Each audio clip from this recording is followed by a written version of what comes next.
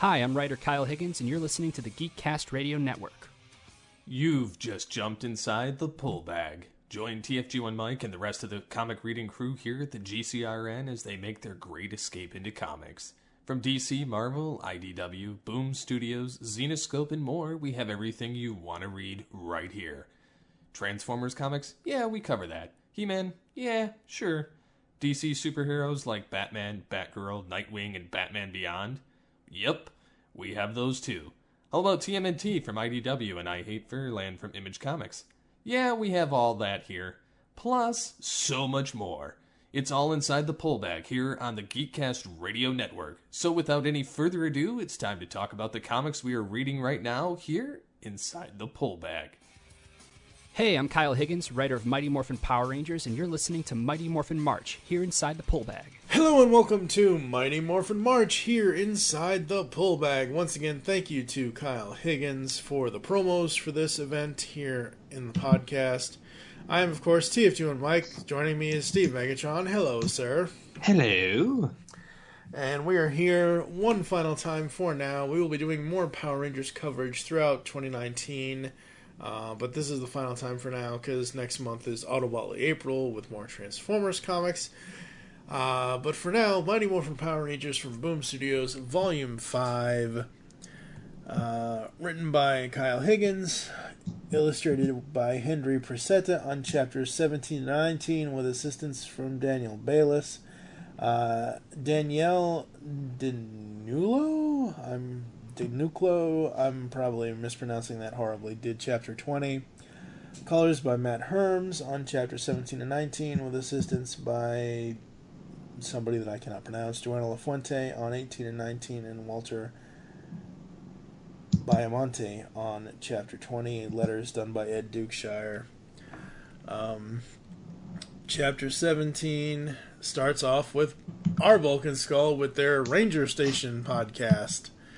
Kind of a catch-up. Now, I kind of like this, not necessarily in the trade form, but if you were doing this single issues and you just picked up the series, because there are certain points where any comic company, not just Boom Studios or IDW or DC or Marvel, will do, like, here's a jumping on point for everybody. Well, this kind of feels like a jumping on point, like catch up for everybody that hasn't been paying attention to it. And I love the way Bulk and Skull frame it. Like, if you haven't been watching the show, you know, that was kind of cool.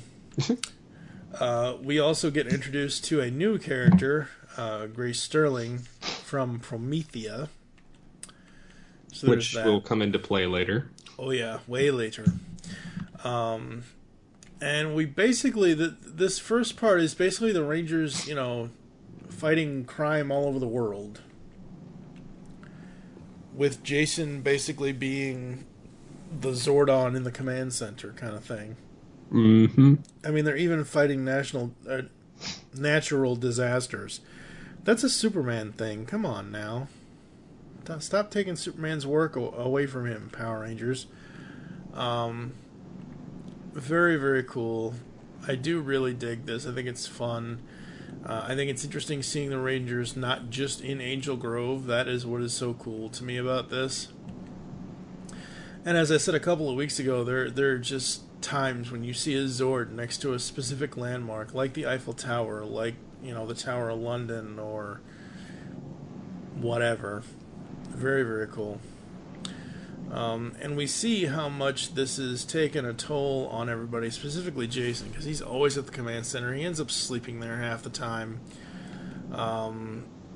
They've found the pieces to Zordon's staff, which potentially could help them bring him back. We see Tommy and Kimberly kind of getting that whole hey kind of vibe going on. Whereas Jason is just, you know, back at the command center doing his thing. It's cool to me to see Billy and Tommy training instead of Tommy and Jason, because Billy was in the show was never really the physical type, but in this, I love that character development for him. Mm-hmm. Well, and it kind of shows another dynamic that, yes, he did do some, despite what they made you think. Yeah. Absolutely. We get Kimberly's home life with the fact that her parents aren't together anymore. The fact that her dad is going to get remarried, kind of thing. We see Trini at home with her reading list, recommended reading list. The fact that they put American Gods by Neil Gaiman on here is amazing to me. And the fact that Trini's already read it. But she's reading the Grace Sterling biography, so this is the Promethea lady. And then this monster shows up. We don't know where from. And Trini and Kimberly end up hanging out on top of the pterodactyl and talking. Jason and Zach end up hanging out in the command center because Jason's just running himself ragged.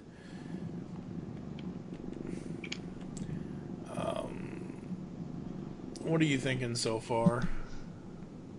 Well, one, it's crazy to see them being like basically world police. It's kind of showing that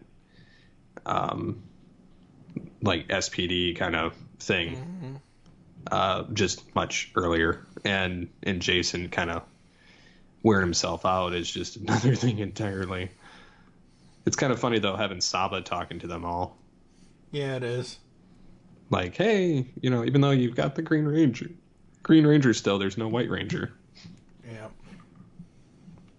Not yet. Not yet. But yeah, and then, Jason sleeping in the command center is just funny anyway. Yep. Yeah, it's more of like I said, I feel like issue 17 is kind of like a jumping on point. Like, you should really go check out the first 16 issues, folks, but if you haven't, here's kind of the aftermath of that. Here's them readjusting to life. Like Kimberly and Trini said, you go to an alternate dimension, you save the world, and you come back and everything's kind of boring. It's like when people get con crud after any kind of geek convention, like, oh, you're super high and excited for being there. You get home and you're like, this is boring. I want to go back to the convention. Yep. So the Rangers eventually meet Grace Sterling, and Grace basically wants them to team up with her, or for her to team up with them. And Jason basically flat out refuses, like, no, we're our own entity. We're not joining any whatever Promethea kind of a thing. And Grace is here because, come to find out, she has located where Finster is. Apparently she was the only one that could. And Finster has made his own town of people. Or I should say of putties that look like people. And he's made these monsters that look like people. Oh boy. Finster. He's up to his old tricks. And he doesn't know where Rita is or what's going on with her. The one thing I thought was really cool in issue 18 as they're fighting these putty monster things. Again, through panels, they actually put together the power sword. They put together the power blaster, power sword, power lance, daggers, axe, and bow. I thought that was super cool that they did that. I love that in the art. Very, very cool. And the two minions that Finster has with him turn into the sloth something and crow something or other. Very, very cool. Interesting monsters. Jason and Tommy try to free the pilots, and we have more of the battle and all of this green energy floating around. What do you think of the whole Finster mad scientist bit in this? I think it's kind of funny just because he's like, they're like, how can you track this? He says, that's the beauty of it. There is no tracking. It's all chaos. That's part of the art. Yep. Absolutely. I do like how he gets interrogated by Saba. Yeah, that's very cool. And he's like, who are you? Let me see you. And he's like, not talking to you, dear prisoner. Mm-hmm.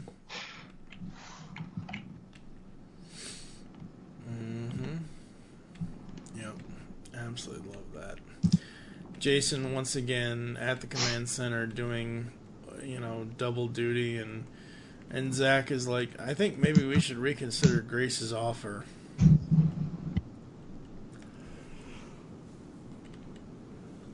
So that starts a whole other conversation. And this part of the issue ends with the new monster coming up on the screen. And, there's no telling how many more there might be. Very, very cool. And where this attack is going on, or where it's going to happen, is Barcelona, Spain.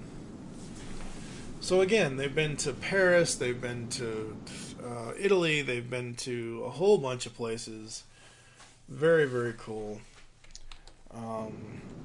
This is where the new monsters, the crow and the sloth monsters, come up. You have, in the middle of this, Kim and her dad having breakfast, and Tommy shows up, and basically her dad's telling her, hey, I'm going to propose to your future stepmom, and this, that, and the other thing, and all kinds of family issues. And he has Tommy come over, and it's all awkward for Kim and Tommy, and then their morphers go off, or their communicators go off, and he's like, oh, that's so cute. You two have matching watch ringtones. Oh my god. And they're like, no. They're like, just stop. Yeah, just stop. And you've got Billy and his mom dealing with, hey, you're safe now, and his mom is like, remember, text me, and he's like, sigh. I mean, we know she's just worried about him and whatever else, but it's that whole thing. That whole thing. Mm-hmm. So the Rangers all come together for this giant battle with these two monsters. They all morph. We have, that's what he's called, the Crover Lord. Crover Lord. Oh my god. Lame. Yeah. And, they say, what's the other one? He looks like a sloth, and he's a sloth something or other.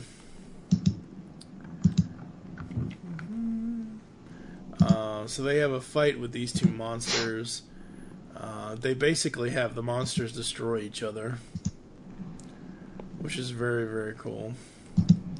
The fact that the sloth dude, basically to Jason, let's point that pointy end somewhere else, and he basically points him in the direction of Zach, and Billy basically has to shoot Zach in order for Jason not to hit him, so they have that whole thing going.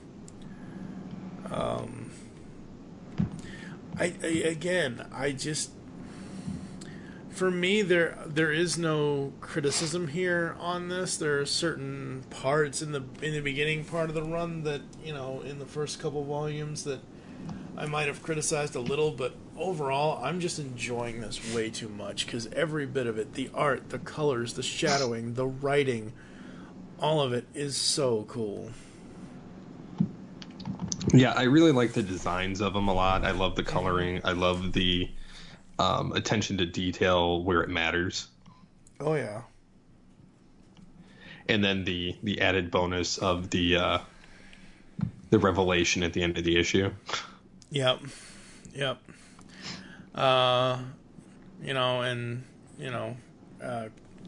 Crover Lord is like, no, that wasn't supposed to happen. Sorry, but, insert witty quip here. And of course, Zach has to say that, and we have this really cool shot of all of them with their weapons. Very, very cool. Yeah, the revelation at the end of the issue is like, oh, shit. Yeah, that was probably the best part, to be honest. Mm-hmm. was like, hey, you weren't the first. Yup.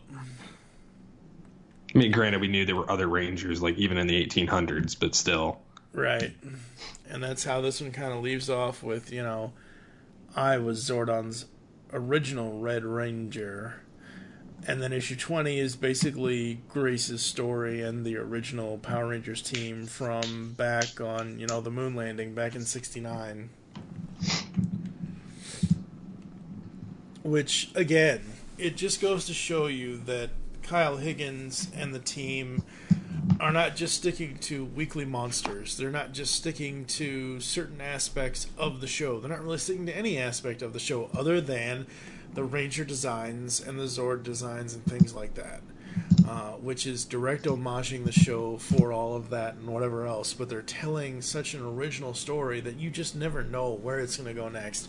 And the fact that issue 20 dedicates itself to a whole different Ranger team and how they did or didn't get along, absolutely love that. The fact that they even mentioned Dark Spectre and the Psycho Rangers, with Psycho Green being brought back to life here. Mm-hmm. So cool. Just anything that they can kind of come up with to,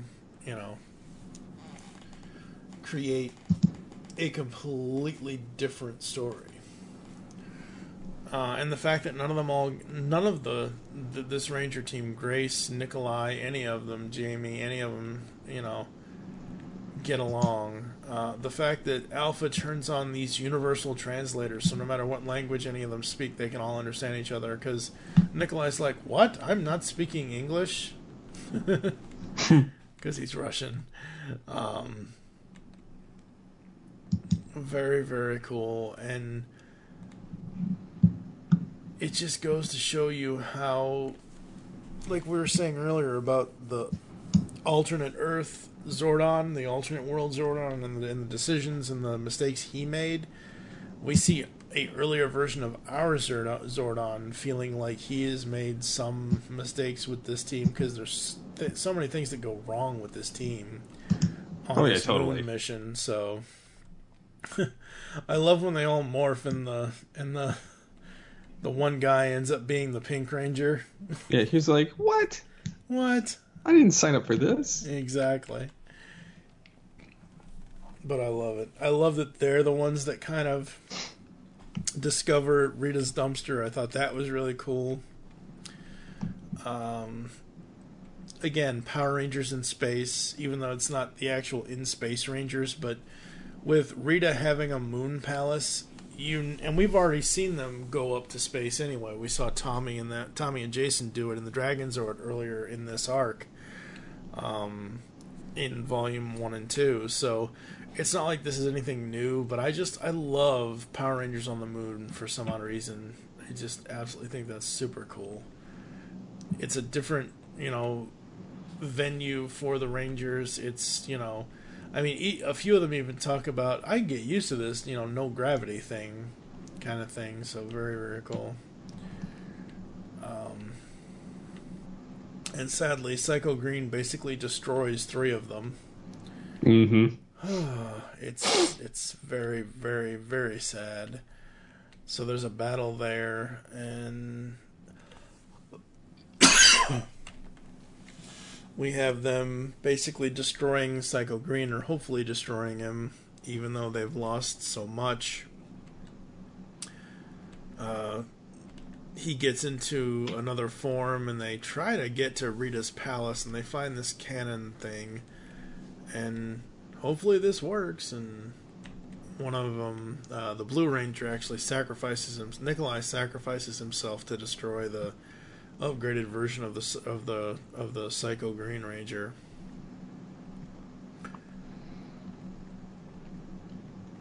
And they all have issues at the end of all of this and everything, and it ends with Grace getting a part, one giant leap, and she ends up getting a piece of Ranger tech, and that's how she probably does, the whole Promethea thing, which will continue in the next part of the story next time on the show in a couple of months here. The back of it is the ongoing misadventures of Squat and Babu. But I love this. I think it was really cool seeing a completely different Ranger team dealing with all of this stuff, like dealing with becoming Power Rangers. You know, the one guy dealing with the fact that he's the Pink Ranger. I mean, we've only had, to my recollection, and Power Rangers fans, you can correct me if I'm wrong, but I am a Power Ranger fan myself, we've only ever had one red female leader Ranger, to my knowledge. I'm probably wrong. I don't know what's going on in the current... I know what's going on in the current series, Beast Morphers. I don't know what's going on in series past Samurai, but the last female Red Ranger I remember was in SPD, the lady that was on the SPD A squad. At the end of this part of the story, going into the next part, what are you thinking? I'm thinking I want to know what the whole deal is with Grace in the next issue in the Prometheus program. Yeah. But absolutely. Same here. I want to know what's going on with that, even though I already know because I read it a year ago. But what's going to be interesting to me is to see how far they take certain homages. Like they mentioned Dark Spectre and the Psycho Rangers. Obviously, we had Psycho Green in here. But Dark Spectre is from a completely different aspect of the Power Rangers. He's not from the Rita era. You know, in the cover gallery in this volume, you have a cover with Lord Zed. So I'm wondering if Lord Zed's ever actually going to show up in the story. Yeah, I just love it all around. I think it's super fun. I think it's a comic series that any Power Rangers fan should read at some point. Just to enjoy it, because that's what I did. Like, yeah, as soon as I started reading, like, when I was done with Volume 1, I'm like, I have podcast plans now, as soon as I was done. But I still read the other 4 volumes at the time to enjoy the story, because I had never read it before at the time. So, there is that. Hopefully, folks, coming up next time will be Autobotley April. I'm not sure if it's going to happen or not, but basically my plan is to get hopefully one host on each of the 4 or 5 parts of each episode, where we're actually going to go back and we're going to take a look at the Transformers IDW Spotlight issues. So one character, one co-host per issue kind of thing. So I'll have somebody on Megatron, on Optimus, on Orion Pax, Ultra Magnus, Wheelie, Hot Rod, whatever kind of thing. So that's what's going on in Autobotley April this year. In Autobotley August, later this year, we will get to the end of the IDW universe that just ended before the new one starts up. Actually, the new one has already started up. So there's that. Anything you've got going on that you want to pimp out? Not much that I can think of. All right, I think we're going to get out of here. Make your great escape into comics. We will catch you next time here inside the Pull Bag. Thanks for tuning in to Mighty Morphin March 2019. You've just heard the latest episode of The Pull Bag, the GCRN's first comic review and discussion podcast. There are several ways to get in touch with us and leave feedback for the show. You can visit the website, geekcastradio.com, where you can comment on the episode and all of our different podcasts. You can rate and leave a review for the show on iTunes. Be sure to leave us feedback. Become a fan of us on Facebook, facebook.com/thepullbag.